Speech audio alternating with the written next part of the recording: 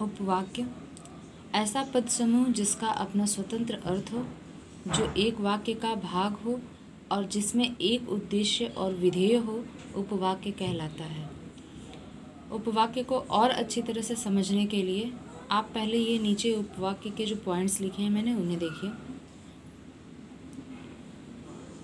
एक उपवाक्य दो या अधिक पदों का, पद मतलब शब्द भी होते हैं, तो दो या अधिक पदों का समूह हो सकता है।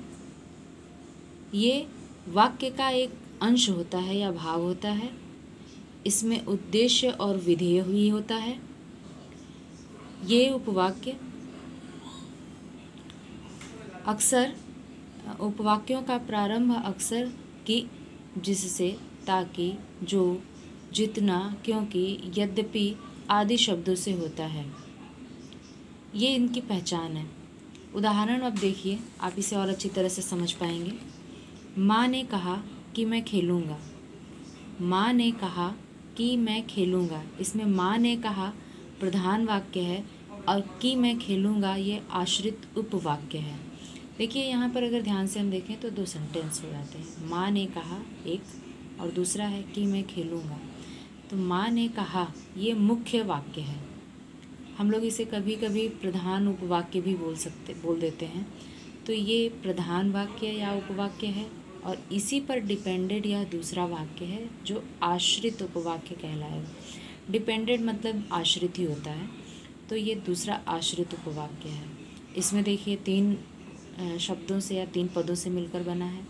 इसमें उद्देश्य भी है और विधेय भी है। इसमें देखिए इसका प्रारंभ की शब्द से हुआ है।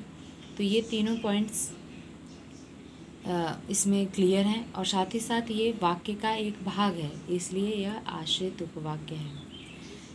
हम इसका परिभाषा एक बार और देख लेते हैं। ऐसा पद समूह जिसका अपना स्वतंत्र अर्थ हो। अब देखिए यहाँ कि मैं खेलूँगा एक स्वतंत्र अर्थ दे रहा है। आगे देखिए जो एक वाक्य का भाग हो, ये पूरे सेंटेंस का एक अंश है कि मैं खेलूँगा, एक भाग है। आगे देखिए और जिसमें एक उद्देश्य और विधेय हो, इसमें उद्देश्य भी है और विधेय भी है, यह उपवाक्य कहलाता है। क्लियर? एक बार और, ऐसा पद समूह जिसका अपना स्वतंत्र अर्थ हो, जो एक वाक्य का भाग हो और जिसमें एक उद्देश्य और विधेय हो, उपवाक्य कहलाता है। अब आगे उपवाक्य जो हैं वो तीन प्रकार के होते हैं। संज्ञा उपवाक्य, जो वाक्य में संज्ञा की तरह प्रयुक्त हो। उदाहरण, राम ने कहा कि मैं पढ़ूंगा, ये संज्ञा की तरह प्रयुक्त हो रहा है, इसलिए संज्ञा उपवाक्य है।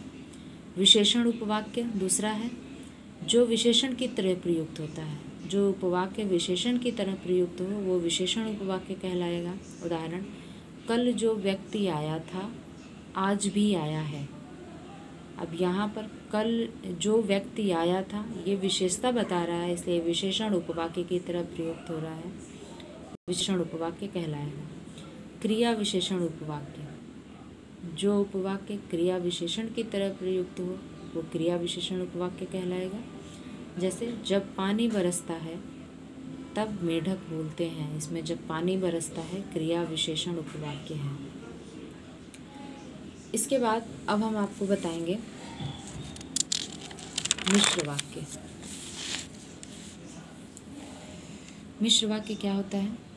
जिस वाक्य में एक साधारण वाक्य के अतिरिक्त एक उपवाक्य भी हो तथा वह मुख्य या साधारण वाक्य पर आश्रित हो, उसे मिश्र वाक्य कहते हैं। अब यहाँ पर देखिए, साधारण वाक्य के अतिरिक्त, साधारण वाक्य को कभी कभी हम प्रधान वाक्य, प्रधान उपवाक्य भी बोलते हैं, के अतिरिक्त एक उपवाक्य भी हो तथा वह उस पर आधारित हो, उस पर आश्रित हो, उसे मिश्र वाक्य कहते हैं। उदाहरण, मैं जानता था कि वह ज़रूर आएगा। इसमें मैं जानता था मुख्य वाक्य, कि वह ज़रूर आएगा ये है आपका उपवाक्य। जब मैं गांव में था तब बात ही कुछ और थी। जब मैं गांव में था प्रधान वाक्य, तब बात ही कुछ और थी उपवाक्य। यदि तुम चाहो तो वापस आ जाओ, यदि तुम चाहो प्रधान वाक्य, तो वापस आ जाओ उपवाक्य। यह वही स्थान है जहाँ वह बैठा था, यह वही स्थान है प्रधान वाक्य, जहाँ वह बैठा था उपवाक्य। इसमें कुछ विशेष पॉइंट्स हैं जिससे आप इन वाक्यों उपवाक्यों को मिश्र वाक्यों में अच्छी तरह से पहचान सकते हैं। उपवाक्य व्यधिकरण योजकों द्वारा जुड़े होते हैं, जैसे क्योंकि, इसलिए, चूंकि, इस कारण, यदि, तो, ताकि आदि। व्यधिकरण योजक क्या होते हैं, आप कंफ्यूज हो सकते हैं। तो व्यधिकरण योजक वे होते हैं जो कारण के सहित होते हैं। जैसे इस कारण, अगर हम ये शब्द लेते हैं इस कारण, तो ये हमको कारण बता रहा है। यदि तो जो है वह भी कारण के साथ प्रयुक्त होता है, ताकि भी कारण के साथ प्रयुक्त होता है। तो ऐसे योजक शब्द जो कारण के साथ हों वो व्यधिकरण योजक कहलाते हैं, और ऐसे ही शब्दों से व्यधिकरण योजकों से उपवाक्य जुड़ते हैं।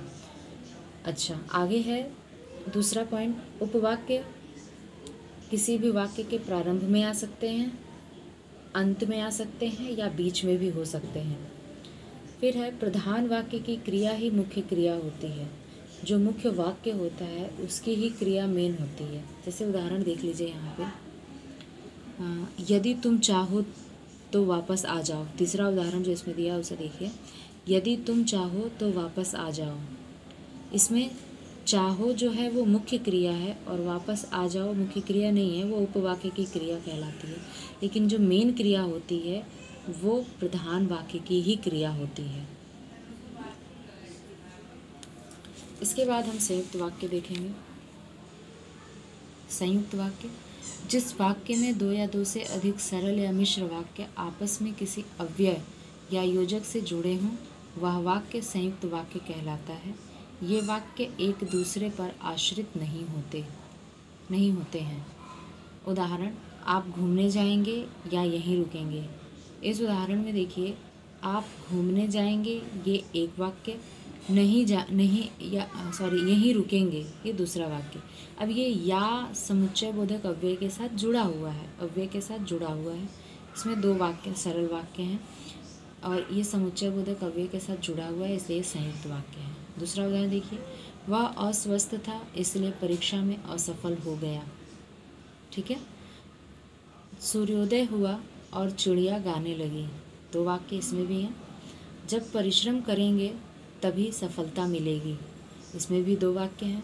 तो जब दो से अधिक सरल वाक्य या मिश्र वाक्य किसी संयोजक शब्द से जुड़े होते हैं तो वह संयुक्त वाक्य कहलाता है। बच्चों, इस वीडियो में अभी मैं इतना ही बताऊंगी। ये वाक्य आपस में परिवर्तित भी होते हैं, इसको मैं आपको अगले वीडियो में एक्सप्लेन करूंगी। Thank you so much.